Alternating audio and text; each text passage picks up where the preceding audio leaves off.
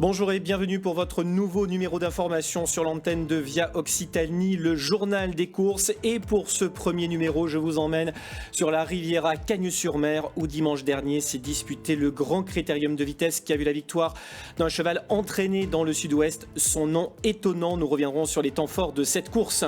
On se projette sur ce week-end, il y aura course sur l'hippodrome de Toulouse, Toulouse-Lacépierre et Agen également. Nous partirons à la rencontre d'un entraîneur basé à Beaumont-de-Lomagne, son nom Jérôme Chavat.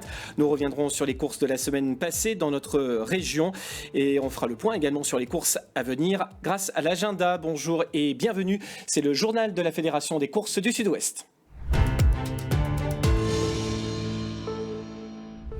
Et je vous le disais en titre, on se retrouve donc pour un nouveau rendez-vous sur l'antenne de Via Occitanie chaque jeudi à 18h10. C'est le journal des courses du Sud-Ouest. Nous allons donc passer en revue toute l'actualité des courses dans toutes les disciplines, au trot et au galop, en plat et en obstacle. Et nous sommes partis à la rencontre cette semaine du président de la Fédération régionale des courses du Sud-Ouest, Gérard Cazeneuve. Il est basé à Beaumont-de-Lomagne, dans le Tarn-et-Garonne. Il nous dit tout de l'activité course dans la région. Bonjour à tous d'abord.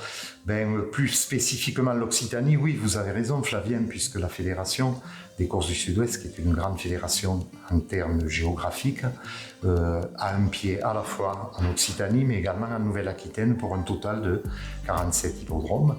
Mais l'Occitanie n'est pas la partie la moins importante, puisque nous trouvons des hippodromes dans le Gers, ici même en Tarn-et-Garonne, outre Beaumont-de-Lomagne où nous sommes aujourd'hui, Montauban et Castel-Sarrazin, Lords avec Carcassonne, Bagnères de Luchon dans la Haute-Garonne avec Toulouse, pour citer quelques hippodromes. Mais les courses, oui, il ne faut pas penser que c'est uniquement des paris, c'est une discipline sportive qui attire un public que vous pouvez voir aussi sur d'autres domaines. Par exemple ici, on est une région, une terre de rugby, et donc souvent ce public qui est familier des matchs de rugby, on le retrouve aussi sur les gradins de nos hippodromes, parce que c'est une vraie compétition, c'est une vraie discipline sportive à part entière. Les spectacles aussi, puisque en dehors vraiment de la course proprement dite, il y a tout ce qui accompagne la préparation des chevaux pour aller en piste, le travail préalable de ces chevaux, le retour des chevaux après la course, et puis j'ai tendance à dire une ambiance festive tout autour de ces compétitions. Oui, il faut absolument aller aux courses, venir nous voir, découvrir ce magnifique spectacle que sont les courses, et que je suis ravi de pouvoir faire connaître au travers de notre émission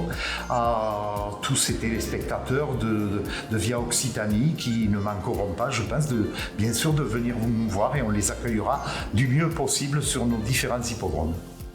Autre rendez-vous, chaque samedi, le magazine Découverte. Nous sommes partis à la rencontre de Jérôme Chavat. Il est entraîneur de trotteurs, entraîneur particulier, basé à Beaumont-de-Lomagne. Extrait.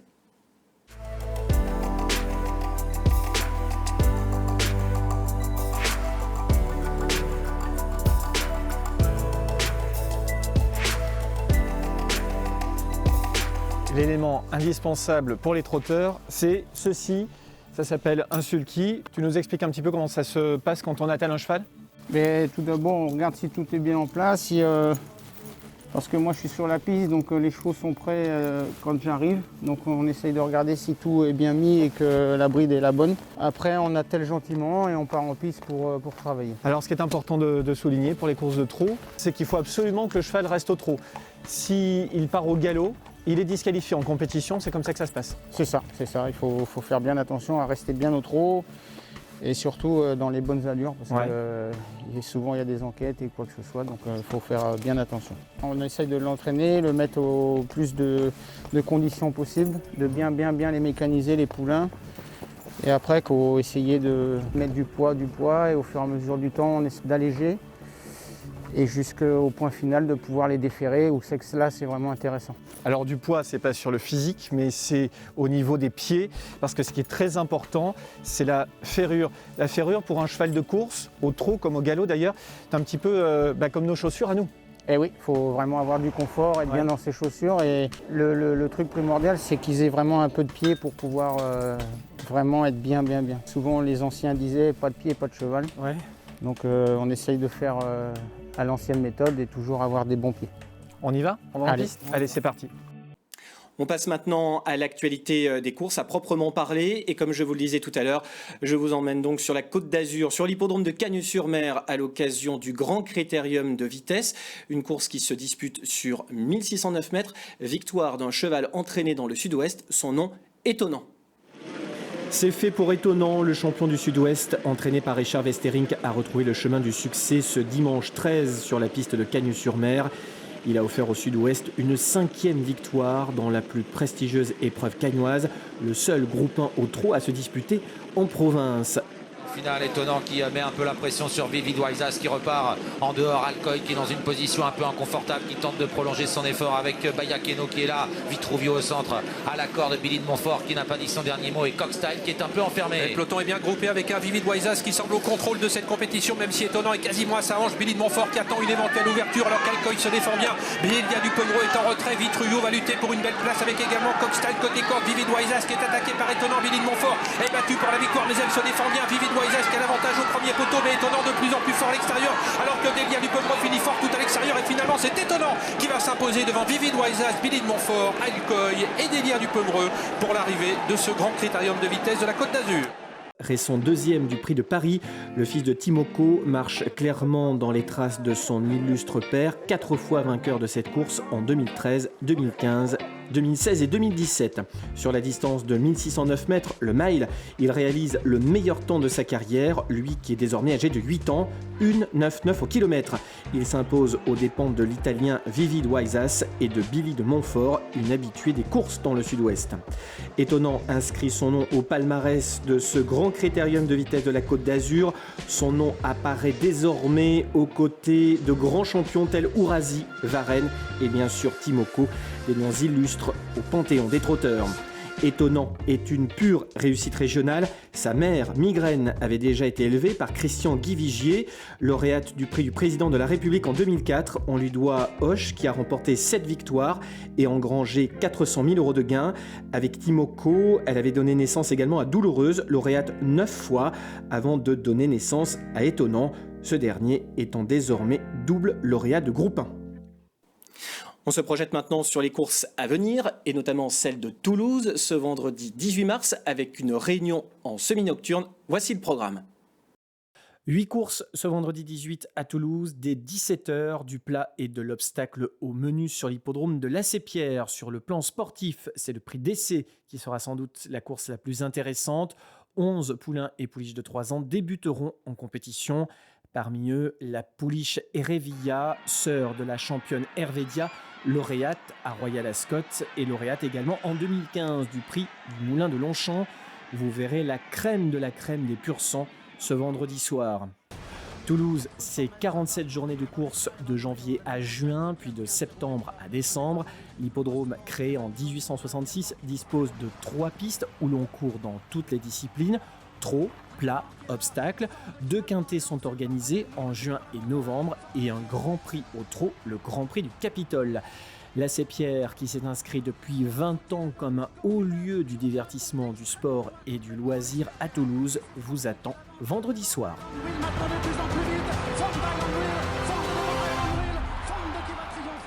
Course également sur l'hippodrome d'Agen, ce sera ce dimanche, même principe que pour Toulouse. Voici le programme qui vous attend, journée spéciale Baléares.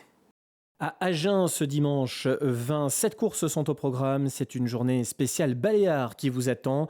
Le Grand Prix de la Fédération des Baléares, précisément, sera le temps fort de cette journée à Genèse. L'hippodrome d'Agen, situé tout près de l'aéroport, au lieu-dit Le Passage, s'engage pour le bien-être animal et vient d'obtenir le label Écuresse pour ses actions en faveur des économies d'énergie, de la protection des ressources et de la biodiversité, pour la préservation de la qualité des sols et la maîtrise de l'utilisation de l'eau, garantie de la santé et du bien-être animal.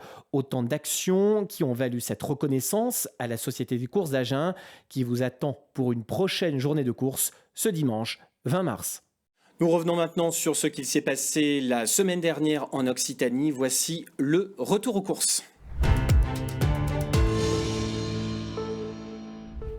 On revient sur ce qu'il s'est passé la semaine dernière en Occitanie et particulièrement sur l'hippodrome de Toulouse où on a peut-être vu le futur vainqueur du prix du Jockey Club. Et on démarre par Auch, dont l'hippodrome de la Ribère se situe à quelques encablures du centre-ville, classé au patrimoine mondial. L'hippodrome vous accueille 8 fois par an pour des courses de trot et de galop. Et c'est au trot qu'il y avait les courses ce dimanche dans l'épreuve d'ouverture pour de jeunes pousses de 3 ans. Victoire de Jumbo d'Auvilliers, entraîné dans les Landes par Patrick Terry. Première course, première victoire pour ce poulain drivé par Norbert Vimont. Journée à la Grave, qui débutait également en compétition, se classe 2e aux dépens de Joie de Bertrange, 3e. Dans la 4e course, on rendait hommage à un grand professionnel disparu en 2021, Dominique Cordeau. Victoire de Fabiarel dans cette course disputée sur 2800 mètres dans la réduction kilométrique de 1,16,8. Fiona Maza et Fleur de Penguin se classent respectivement 2e et 3e. Enfin, dans le prix de Vincennes, succès d'Ivanoé de Noran, un poulain de 4 ans qui ouvre son palmarès pour sa 14e sortie en compétition. Son propriétaire, entraîneur et driver, Michel Charlot, a su se montrer patient. Ivanoé de Noron n'en restera pas là. Ilomba du Guesclin est 2e devant Itchassou, que l'on vous conseillait de suivre dernièrement. Direction Toulouse, l'hippodrome de la Sépierre ce dimanche 13 toujours avec l'une des plus belles journées de l'année. Le prix Sonac, une épreuve réservée à des poulains et des pouliches de 3 ans, revient à Maximus qui effectue une impressionnante rentrée. Entraîné à l'atteste par Christophe Ferland, le poulain monté par le crack jockey Olivier Pellier s'impose par 4 longueurs d'avance sur son poursuivant immédiat, Chamalia. Retenez bien ce nom, Maximus. Le poulain est engagé dans le prix du Jockey Club et le Grand Prix de Paris, 2 courses pour 3 ans qui font partie des plus belles épreuves au monde. Attention, on a peut-être vu là un futur crack. En effet, Toulouse est un vrai tremplin pour les champions. Stacelita, Lucayan, L'Ordre du Sud ou encore Literato, autant de champions qui ont foulé la piste toulousaine. On termine par Agen ce lundi 14. 2 courses ont retenu notre attention. Le prix de Mont-de-Marsan, réservé aux seuls 3 ans, qui voit la victoire de D-Day Girl, qui s'impose par 8 longueurs et demie sur sa poursuivante immédiate One More Night. La lauréate ouvre son palmarès pour sa 3e sortie publique. Les autres belles notes de la semaine, c'est maintenant. Ce samedi 12 à Mont-de-Marsan, il y avait 8 courses de plat et à obstacles. Le temps fort de la réunion était le prix Feu Croisé, du nom d'un ancien vainqueur de Grand Cross de Pau, dans ce steeplechase réservé aux chevaux de race anglo-arabe, appelé en découdre sur la distance de 4200 mètres. La victoire revient à Illusion de Lagarde, une pouliche de 4 ans, entraînée à Mont-de-Marsan par Didier Guillemin. 4e victoire en 5 sorties pour cette pouliche qui débutait dans cette discipline. C'est une fille de Vision d'État, un ancien vainqueur du prix du Jockey Club et de Rennes Tex, bien connu dans la région. La 2e place revient à Irène de Lagarde, issue du même élevage, celui de Paul Couder qui possède une partie de son élevage précisément près d'Aurillac dans le Cantal. Plutôt dans la Réunion montoise, en place cette fois, mais toujours chez les Anglo-Arabes, victoire de Messaria, entraînée par le même Didier Guillemin, auteur d'un coup de 2 donc ce samedi. Messaria est la sœur de la championne Fira, élevée dans le Gers, chez Mathieu Daguzan-Garros. Direction Auteuil, où la semaine passée, il y avait le prix Duc d'Anjou, une épreuve de niveau groupe 3 qui voit la victoire d'un authentique champion. Son nom Latino des Îles, qui compte désormais 4 victoires et 4 places, le tout en 9 sorties publiques. Vainqueur d'un groupe 1, la plus haute qualification des courses, c'était en 2021. Latino des Îles, retenez bien son nom, va porter haut les couleurs du Sud-Ouest tout au long de la saison. Il devance 2 autres Royanais, Tonguetide et Iniesta du Gouet. 100% de réussite pour Royan.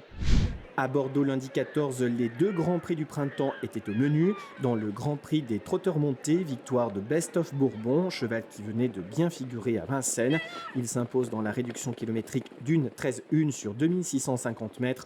Son meilleur temps sur le parcours est sur cette distance. Donato Bello, qui venait de battre son record sur la piste d'Agen, se classe 2e devant le visiteur d'Orgali. Dans le Grand Prix des trotteurs, Dina Venama Isagri, 3e étape du Grand Circuit du Sud-Ouest, sorte de mini Tour de France du trot. Victoire de Freeman, favori de la course. Le cheval remporte sa 13e victoire en 59 sorties publiques. Il devance Doux Parfum et Enjoy Dubourg. Voici maintenant les chevaux à suivre. C'est important, vous qui maintenant allez fréquenter les hippodromes de la région. Voilà, chaque semaine, on va vous proposer une petite séquence chevaux à suivre pour vous aider à faire le papier, comme l'on dit, pour vous aider à faire vos paris dans les jours qui viennent, donc discipline par discipline. On commence ici avec les trotteurs, donc retenez bien ces noms-là: Journée à la Grave, Estia des Plaignes, Ikijoy ou encore Ichasu, qui est un cheval entraîné près de Royan. Ensuite, pour ce qui concerne les courses plates, suivez Maximus au plus haut niveau, sans doute le prix du Jockey Club, vous l'aurez compris, au mois de juin. Perfect Times ou encore D-Day Girl qui s'est imposé très plaisamment sur l'hippodrome d'Agen. Voilà pour les chevaux à suivre dans les semaines qui viennent. Tout de suite, c'est l'agenda.